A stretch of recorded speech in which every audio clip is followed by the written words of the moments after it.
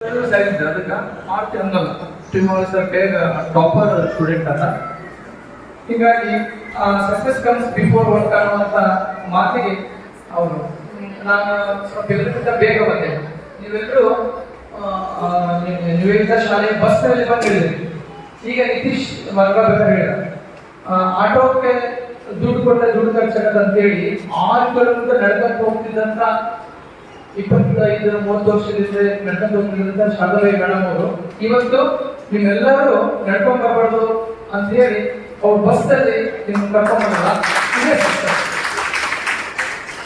ಈಗ ಏನಾಗಿದೆ ಅನ್ನೋದು ಇನ್ನು 20 ವರ್ಷ 30 ವರ್ಷ ಆದ್ಮೇಲೆ ನಾವು ಬದಲಾದ ಸಕ್ಸಸ್, ನಾವು ಬದಲಾದ ಸಕ್ಸಸ್ ಅಲ್ಲ.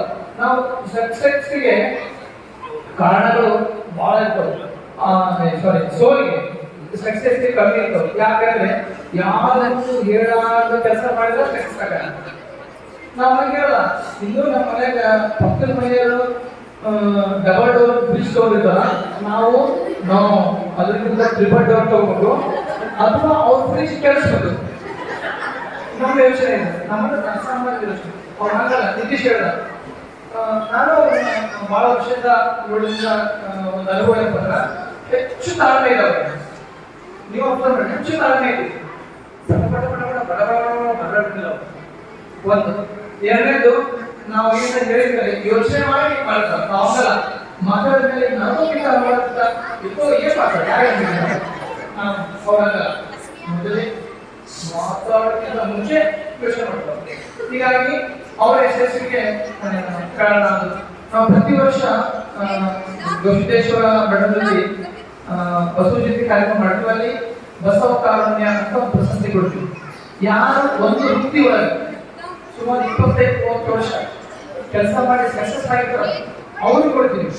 ದೊಡ್ಡ ದೊಡ್ಡ ಸಾಧನೆ ಕೊಡ್ತೀವಿ. ಅದರೊಳಗ ಮೇಡಮ್ ಅವರಿಗೂ ಆ ಪ್ರಶಸ್ತಿಯನ್ನು ಕೊಡ್ತೀವಿ ಅಂತ ಹೇಳಕ್ಕೆ ಬಹಳ ಬಹುಶಃ ಆ ಸಾಧನೆಗೆ ಪರಿಶ್ರಮ ಇದ್ರು ಬಹಳ ಕಷ್ಟ, ಭಾರಿ ಕಷ್ಟ ಅದು. ಆ ತಾಳ್ಮೆ ಅವ್ರದೊಂದು ಆಶ್ಚರ್ಯ ಏನು ವಿಷಯ ಅಂದ್ರೆ ಸಾಮಾನ್ಯ ಮಹಿಳೆಯರು 2 ಅಕ್ಷರ ಸಿದ್ಧರು. ಯಾವುದು ಇಲ್ಲ ಸಾಮಾನ್ಯವಾಗಿ ಗಂಡನ ಹೇಳೋದು ನಾನು ಹೇಳ್ತೇನೆ ಅಥವಾ ನೀವು ಮನೆಗೆ ಮಾಡಂತ ಕೇಳೋದು. ನಿಮ್ಗೆ ಏನೇ ಬೇಕು ರುಚಿ ರುಚಿ ಮಾಡಾಕ್ತೀನಿ ಇಲ್ಲ ಶಾಲೆ ಕಳಿಸ್ತೀರಾ ಏನು ಕೇಳೋಲ್ಲ ಓದ್ತೀನಿ ಅಂತ ಸಾಮಾನ್ಯ ಅವ್ರು ಅನ್ಸಲ್ಲ. ಸಂಸಾರದಲ್ಲೂ ಸಕ್ಸಸ್ ಆಗ್ಯಾರ ಮತ್ತು ಸಾಮಾಜಿಕ ಕ್ಷೇತ್ರ ಶಾಲೆಯಲ್ಲಿ ಸಕ್ಸಸ್ ಆಗ್ಯಾರ. ಇದು ಬಹಳ ಕಷ್ಟ ಮಹಿಳೆಯರಿಗೆ.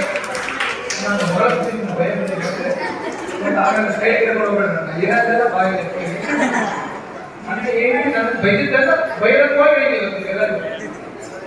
ಈಗ ನಿತೀಶ್ ಉಳಿಯುವವರಿಗೆ ಬೆಳಿಗ್ಗೆ 4 ಗಂಟೆಗೆ ಎದ್ದು ಮನೆ ಕೆಲಸ ಮಾಡಿ ಬಹುಶಃ ಅವ್ರು ಏರಿಯಾದಾಗ ಯಾರಾಗಿದ್ರು ಗೊತ್ತಿರ್ಬೇಕೀಗ ಅವ್ರಲ್ಲ. ಅವ್ರೇನಾದ್ರು ನೀವು ಅಬ್ಸರ್ವ್ ಮಾಡಿದ್ರೆ ಈ ಶಿಕ್ಷಕ ನಮ್ಮ ಯಜಮಾನರು ಸಪೋರ್ಟ್ ಮಾಡಿದ್ರು, ನನ್ನ ಮಕ್ಕಳು ಸಪೋರ್ಟ್ ಮಾಡಿದ್ರು ಅಂತ ಹೇಳಿ ಒಂದು ಸತ್ಯ ನಾನು ಹೇಳಬೇಕಂತ ಹೇಳ್ತೀನಿ. ಅವ್ರ ಯಜಮಾನರು ಅವ್ರಿಗೆ ಮೊದಲಿಗೆ ಸಪೋರ್ಟ್ ಮಾಡಿಲ್ಲ. ಅದು ಹಂಗಂತ ಅವರು ಈಗಿನ ನಾವು ನಿಮ್ಮ ಮದುವೆ ಇದ್ರ ಮದುವೆಯಾಗಿ 3 ತಿಂಗಳಿಗೆ ಮದುವೆಯಾಗಿ 3 ದಿವಸಕ್ಕೆ ಡೈವರ್ಸ್ ಕೊಡ್ತೀವಲ್ಲ ಹಂಗೆ ನಾವು ಹಂಗಿಲ್ಲ. ಅವ್ರು ಏನ್ ಮಾಡಿದ್ರು, ಅವ್ರ ಗಂಟೆ ಕೊಟ್ಟ ಬೈಲಿಲ್ಲ, ಜಗಳ ಆಡಲಿಲ್ಲ, ಬಿಟ್ಟು ಹೋಗಿಲ್ಲ.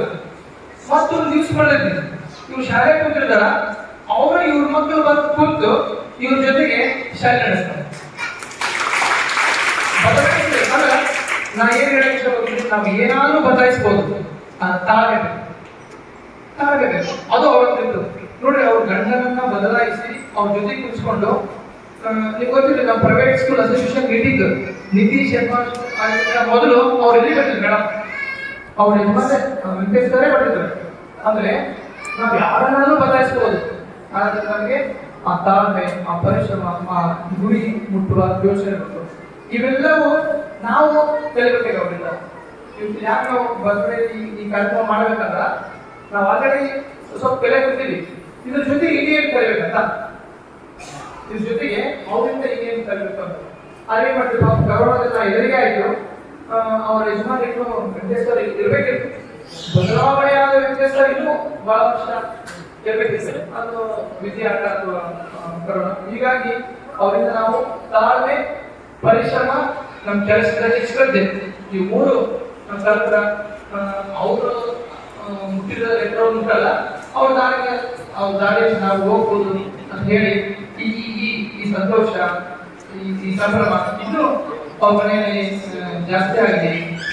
ಇನ್ನೂ ಅವ್ರ ಶಿಕ್ಷಣ ಸಂಸ್ಥೆ ಹೆಚ್ಚಾಗಿ ಬೆಳೆಯಲಿ ಅಂತ ಹೇಳಿ ನೀವೆಲ್ಲರೂ ಇಲ್ಲಿ ಸೇರಿರುವ ಎಲ್ಲರ ಪರವಾಗಿ ಹಾರೈಸ್ತೀವಿ.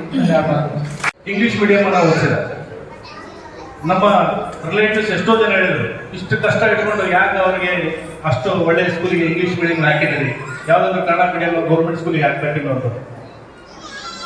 ಬಟ್ ಈ ಕಷ್ಟ ಹಿಂಗೆ ಇರೋದಿಲ್ಲ, ದಿನಗಳು ಕಳೀತಾ ಇರ್ತಾವ. ಮತ್ತೆ ಮುಂದಿನ ದಿನಗಳಲ್ಲಿ ಒಂದು ವೇಳೆ ದುಡ್ಡು ಇರ್ಬೋದು, ಅವಾಗ ಏನಾಗುತ್ತೆ, ಕಾಲ ಮಿಂಚೋಗಿರ್ತ, ನಮ್ಮ ವಿದ್ಯಾಭ್ಯಾಸ ಮತ್ತೆ ಸಿಗಲ್ಲ. ಹಂಗಾಗಿ ಕಷ್ಟಪಟ್ಟು ಒಂದು ಒಳ್ಳೆ ಶಾಲೆಯಲ್ಲಿ ಓದಿಸಿದ್ರು. ಜೀವನದಲ್ಲಿ ನಾನು ನೋಡಿದಂಗೆ ಎಷ್ಟೋ ಜನರಿಗೆ ಕಷ್ಟ ಇರ್ತಾರೆ. ಏನಾಗುತ್ತೆ, ಒಂದು ಕಷ್ಟದ ಪರಿಸ್ಥಿತಿ ಇದ್ದಾಗ ಏನಪ್ಪ ಇದು 4 ವರ್ಷ ಆಯ್ತು, 5 ವರ್ಷ ಆಯ್ತು, 6 ವರ್ಷ ಆಯ್ತು, ನಮ್ಮ ಪರಿಸ್ಥಿತಿ ಈಗ ಇತ್ತಲ್ಲ, ನಮ್ಗೆ ಇಷ್ಟ ಬಿಡು ಅಂತಂದು ಏನ್ ಮಾಡ್ಬಿಡ್ತಾರೆ, ಸೋದು ಬಿಡ್ತಾರೆ. ಆದ್ರೆ ನಮ್ಮ ತಾಯಿಯವ್ರಿಗೂ ಕೂಡ ಒಳ್ಳೆ ಪರಿಸ್ಥಿತಿ ಬಂದಿದ್ದು ಯಾವಾಗ ಅಂದ್ರೆ ನೀವು ಕೇಳಿದ್ರೆ ಆಶ್ಚರ್ಯ ಆಗ್ತದೆ.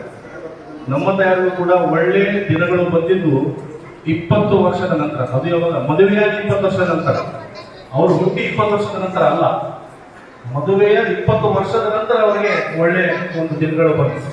ಅಂದ್ರೆ 20 ವರ್ಷಗಳವರೆಗೆ ತಾಳ್ಮೆ ಸೋಲಿಲ್ಲ, ಮತ್ತೆ ಅವರ ಛಲ ಕೈ ಬಿಟ್ಟಿಲ್ಲ. ಹಾಗೆ ಟ್ರೈ ಮಾಡ್ತಾ ಇದ್ದು ಒಂದು ಕೊನೆ ಸಮಯದಲ್ಲಿ ಒಂದು ಒಳ್ಳೆ ದಿನಗಳು ಬಂದು ಇವತ್ತಿನ ದಿವಸ ನಮ್ಮ ತಂದೆ ಮತ್ತೆ ತಾಯಿಯವರು ಬಹಳ ಒಂದು ಒಳ್ಳೆ ಕೆಲಸಗಳನ್ನ, ಒಳ್ಳೆ ಮಾತುಗಳನ್ನ ಹೇಳಿ ನಮಗೆ ಈ ಮಟ್ಟಕ್ಕೆ ತಂದಿದ್ದಾರೆ. ಮತ್ತೆ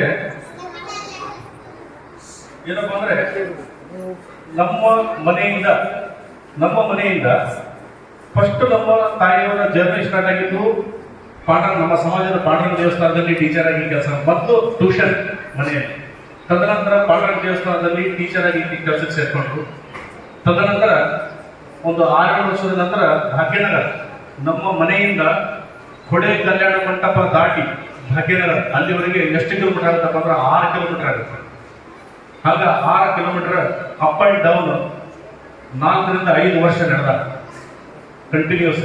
ಮತ್ತೆ ಯಾಕಂದ್ರೆ ಅವರಿಗೆ ಆಟೋ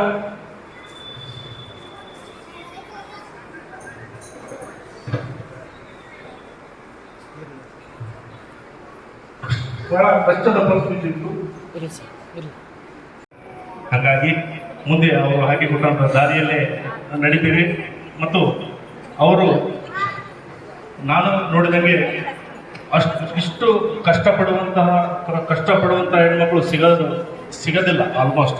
ಯಾಕಪ್ಪ ಅಂದ್ರೆ ಮನೆಯಿಂದ ನಾವು ಚಿಕ್ಕವರು ಅವಾಗೆಲ್ಲ ಶಾಲೆಗೆ ಹೋಗಿ ಡ್ಯೂಟಿನೂ ಮಾಡಬೇಕು, ಮನೆಯೊಳಗೆ ಅಡುಗೆನೂ ಮಾಡಬೇಕು, ಮನೆಯೆಲ್ಲ ಕೆಲಸ ಮಾಡಬೇಕು, ಟ್ಯೂಷನ್ ಹೇಳಬೇಕು, ಮತ್ತೆ ರಾತ್ರಿ ಮಲಗೋದು 11 ಗಂಟೆಗೆ, ಮತ್ತೆ ಮುಂಜಾನೆ 4 ಗಂಟೆಗೆ ಹೇಳಬೇಕು. ಇಷ್ಟು ಕಷ್ಟಪಟ್ಟಿದ್ದಕ್ಕೆ ನನ್ನ ಮದುವೆ ಜಲ್ದಿ ಮಾಡ್ಯಾರ ಅವರು.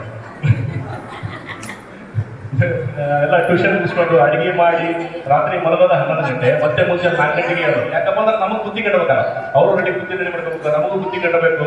ಅವರು ಇಷ್ಟು ಬಹಳ ವರ್ಷ ಕೆಲಸ ಮಾಡಿ ಕಷ್ಟಪಟ್ಟು, ಮತ್ತೆ ನಂದು ಎಜುಕೇಶನ್ ಹಾಕ್ಬಿಟ್ಲೆ ನೌಕರಿ ಹುಡುಕ್ಬೇಕು ಅನ್ನೋಂಥ ಒಂದು ಸಂದರ್ಭ ಇದ್ದಿಲ್ಲ, ಕೆಲಸ ರೆಡಿ ಇತ್ತು. ಹಾಗಾಗಿ ಬಹಳ ಜಲ್ದಿನೇ ಮದುವೆ ಮಾಡಿಬಿಟ್ಟು, ಹಾಗಾಗಿ ಒಂದು ಒಳ್ಳೆಯ ರೀತಿಯಲ್ಲಿ ಭಗವಂತ ಆಶೀರ್ವಾದ ಮಾಡಿದ್ದಾರೆ.